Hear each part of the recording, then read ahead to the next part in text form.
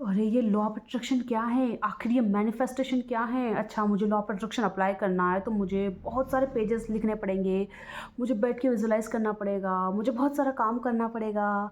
क्या ऐसा होता है लॉ ऑफ अट्रैक्शन? जी, बिल्कुल नहीं, बिल्कुल नहीं। लोगों की पता नहीं क्या ही मेंटालिटी बन गई है। उनको ऐसा लगने लगा जैसे मैनिफेस्टेशन बहुत बड़ी भारी चीज़ है, लॉ ऑफ अट्रैक्शन बहुत बड़ी भारी चीज़ है।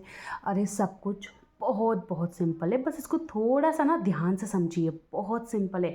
कुछ भी मैनिफेस्ट करना लाइफ में आसान है, कुछ भी हासिल करना आसान है। बस अगर आपको ये चीज़ समझ आ गई तो चीज़ों को इतना डिफ़िकल्ट मत बनाइए जितनी वो एक्चुअली है भी नहीं। सो हम बात करने वाले हैं आखिर ये लॉ ऑफ अट्रैक्शन क्या है और कैसे मैनिफेस्टेशन होता है। तो मैं आज आखिर इस बारे में क्यों बात कर रही हूँ लॉ ऑफ अट्रैक्शन पे इतनी वीडियोज़ बनाने के बाद, क्योंकि मुझे ना ऐसे अजीबो-गरीब कमेंट्स मिलते हैं बहुत बार, इसलिए मैं आज ये वीडियो क्रिएट कर रही हूँ। तो लॉ ऑफ अट्रैक्शन को ना आप ऐसे मान के चलो कि एक पर्सन है, मान लो कि जीनी मान लेते हैं। जीनी सबसे बढ़िया है, क्योंकि हम सब ने बचपन से देखा है कि जीनी को वो जब लैंप को रब करते हैं तो जीनी बाहर आता है और जीनी से अपन कोई भी 3 विश मांग सकते हैं। बट पता है यहाँ की सबसे स्पेशल बात क्या है? ये जो लॉ ऑफ अट्रैक्शन वाला जीनी है ना, ये जो हमारा यूनिवर्स वाला जीनी है, इससे आप अनलिमिटेड विश मांग सकते हो। यहाँ पर आपके पास ऐसी चीज़ नहीं है कि आपकी सिर्फ 3 विश फुलफिल होगी।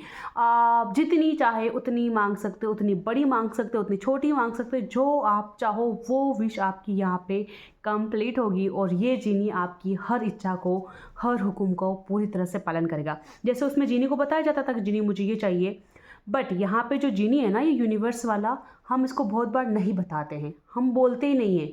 बट हमारी जो इनर फीलिंग्स होती है ना, तो ये जिनी क्या करता है, हमारी इनर फीलिंग्स को देखता है और सोचता है अच्छा इसको ये चाहिए। तो अगर मुझे आज अंदर से बहुत सैड फीलिंग्स आ रही थी तो जिनी को लगा कि अच्छा इसको वो सैड वाली फीलिंग्स चाहिए, तो फिर जिनी मेरी लाइफ में कुछ ऐसा क्रिएट कर देगा जिससे मैं और ज़्यादा दुखी हो जाऊँगी। अगर मुझे हैप्पी फीलिंग आ रही है तो जिनी को लगेगा कि इसे खुशी चाहिए, तो फिर जिनी मेरी लाइफ में कुछ ऐसा क्रिएट कर देगा कि मुझे और ज़्यादा खुशी मिल जाएगी।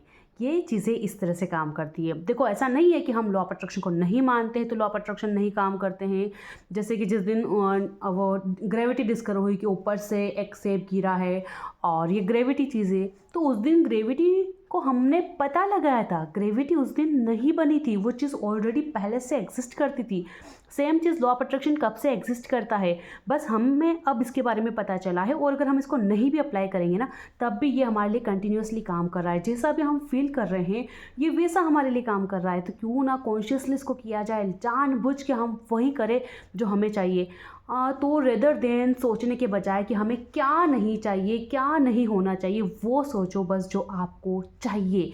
वो फीलिंग सोचो। करंट सिचुएशन जो भी हो उसको थोड़ा सा इग्नोर करो, जो भी आपके आसपास चल रहा है और जो आपको लाइफ में आगे फ्यूचर में चाहिए उसके बारे में सोचना शुरू करो। हमारे अंदर एक अजीब सा डर है, हम ना नेगेटिविटी पहले सोचते हैं। अगर ऐसा नहीं हुआ तो, मैं फेल हो गई तो, उसने मुझे नहीं एक्सेप्ट किया तो, ऐसा हो गया तो, शादी के बाद ऐसा हुआ तो, वैसा हुआ तो, नेगेटिव चीज़ों को लेकर हम पहले चलते। ये हमारा ह्यूमन नेचर है कि पहले हम किसी भी चीज़ की पॉसिबिलिटी में नेगेटिविटी ढूंढते हैं। ये पॉसिबिलिटी नहीं ढूंढते कि अरे वाह अगर ऐसा हुआ तो कितनी अच्छी बात होगी, ऐसा होगा तो कितना अच्छा होगा। तो चीज़ों को लॉ ऑफ अट्रैक्शन बहुत आसान है। ये जो जीनी है ना, ये आपकी हर विश सुन रहा है और ये जीनी आपकी हर विश को पूरा करेगा। बस आपको इस जीनी से क्या करना है, अपनी विश को मांगना है। इस जीनी से आपको क्या करना है, अपनी विश को मांगना है, आपको बताना है। आप किसी दुकान पे गए और वहाँ जाके खड़े हो जाओगे तो क्या शॉपकीपर आपको सामान दे देगा? आपको बताना तो पड़ेगा ना मुझे ये चाहिए। तो आप जीनी को बताओ मुझे क्या चाहिए। और सेकंड स्टेप आपको करनी है, आप महसूस करो कि ये चीज़ ऑलरेडी आपके पास है। मान लो आपकी कोई बहुत बड़ी इच्छा थी कि मुझ में ये एग्ज़ाम पास कर लो और आज वो दिन है, आपका रिजल्ट आया है और आपका एग्ज़ाम में सिलेक्शन हो गया है, तो कितनी खुशी हो रही होगी। आप नाच रहे होंगे खुशी से, आप झूम रहे होंगे, आप सबको हंस हंस के बता रहे होंगे, कॉल कर रहे होंगे लोगों को। तो वो खुशी आपको उस मोमेंट में फील होनी चाहिए जो आपका रिजल्ट आएगा उस दिन वाली। यही चीज़ मैनिफेस्टेशन में सबसे इंपॉर्टेंट काम करती है।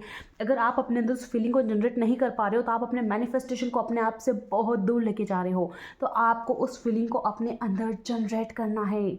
नेक्स्ट स्टेप आती है, बिलीव करो कि ये चीज़ ऑलरेडी मेरे पास है।